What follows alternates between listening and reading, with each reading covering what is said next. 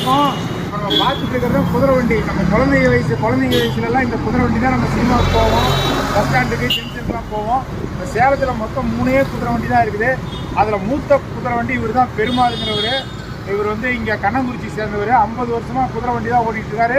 இதில் தான் இவருக்கு ஆத்ம திருப்தி, சந்தோஷம் கிடைக்குது. அதனால் வேறு தொழில் போக மாட்டேங்கிறாரு.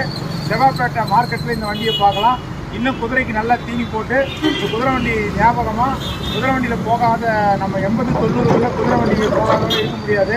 இந்த புல்லில் குதிரை சாப்பிட்ற புல்லில் மெச்சுன்னு உட்காந்துட்டு போகும்போது அந்த வாசனை, டிராஃபிக்கில் ஒரு சக்கரத்தில் சாட்டையோட பின்பக்கத்துக்கு சலசலன்னு சவுண்டு போடுறது, குதிரையில் ஏறுறது, முன்னாடி ஏறிடுவாங்கன்னு சொல்கிறது, இப்படிலாம் அந்த குதிரையில் போகிற அனுபவத்தெலாம் நம்ம மறக்க முடியாது. சேலத்தில் இப்போ அந்த குதிரை வண்டியெல்லாம் குறைஞ்சி இப்போ ஆட்டோ ஷேர் ஆட்டோவில் வந்தாலும் இந்த குதிரை வண்டியில் போன சுகத்தை நம்மளால் மறக்கவே முடியாது. இதை பார்த்தாலே சின்ன வயசு ஞாபகம் வந்துச்சு. இன்றைக்கும் குதிரை ஓட்டிகிட்டு இருக்கிற பெருமாள் என்னன்னா, நான் மனசார